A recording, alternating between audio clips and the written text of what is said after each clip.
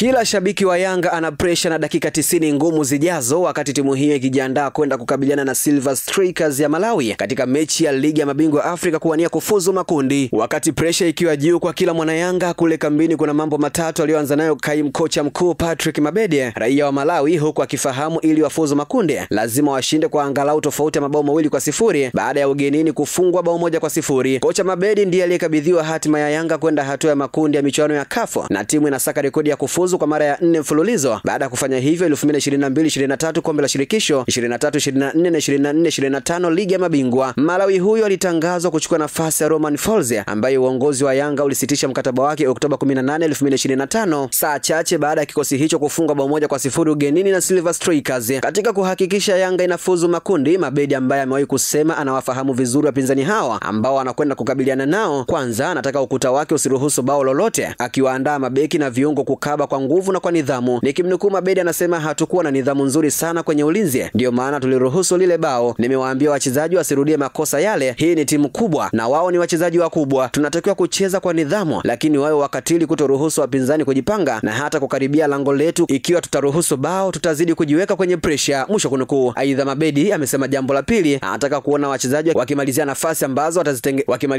ambazo watatengeneza kwa kuwa watahitaji kushambulia kwa nguvu. Mabedi alisema Yanga haitaki kukaa nyuma na anataka kila nafasi ambayo ataitengeneza iwe kama haitapatikana tena ili wapate mabao ya haraka. Katika hilo anakiandaa kikosi chenye uwezo wa kucheza kwa kasi muda wote wa mechi. Nikimnukuu anasema, tupo nyumbani, tutakuwa mbele ya mashabiki wetu tunaoamini watajaa uwanja mzima. Tunatakiwa kuipigania klabu yetu, hapo ni muhimu kutangulia kupata mabao ya haraka. Tunatakiwa kuhakikisha tunakuwa na njaa ya kumalizia nafasi ambazo tutazitengeneza. Mpinzani anapofanya makosa tunatakiwa kumwadhibu na sio kumfanya ajipange upya. Hizi ni mechi kubwa, hatutakiwi kuidharau. Silver Strikers ina kocha na wachezaji wazuri, lakini Yanga inaweza kuonesha kuwa bora zaidi kwenye mchezo huu wa nyumbani ambao utaamua hatima yetu. Tunatakiwa kumaliza mechi mapema, mwisho kunukuu. Na jambo la tatu ambalo Mabedi ameanza nalo katika kikosi cha Yanga kuelekea mechi hiyo ni kubadili kikosi tofauti na kile kilichocheza mechi ya ugenini. Mabadiliko ya kikosi hicho yanakuja kufuatia uwepo wa taarifa za kupona kwa mshambuliaji kinara wa Yanga msimu uliopita Clement Mzize, ambaye msimu huu amecheza mechi moja tu pekee ya kimataifa kati ya 3. Mzize aliyepata majeraha katika mechi ya kwanza dhidi ya Wiliete iliyochezwa Septemba 19, 2025 nchini Angola, huenda akaanza Jumamosi baada ya mahitaji ya Mabedi kutaka soka la kasi ambalo mshambuliaji huyo analiweza. Wakati Mzize anauguza majeraha, alikosekana katika mechi 4 za mashindano dhidi ya Pamba Jiji, Wiliete Sports Club, Mbeya City na Silver Strikers ya Malawi, mchezo uliochezwa Oktoba 18, 2025. Kwa jumla msimu huu Mzize ameanza mechi moja tu dhidi ya Wiliete iliyochezwa Septemba 19, 2025. Awali alitokea benchi katika ngao ya jamii dhidi ya Simba Sports Club, mechi iliyochezwa Septemba 16, 2025. Nyota huyo aliyeibuka kinara mabao ndani ya kikosi cha Yanga katika ligi kuu bara msimu uliopita akifunga mabao 14, mawili nyuma ya kinara wa jumla Jean Jale Ahoua, amekuwa na mchango mkubwa anapopata nafasi ya kuwepo kikosini kutokana na kasi na uwezo alionao wa kutokea pembeni akitengeneza nafasi kwa wenzake na kufunga mwenyewe.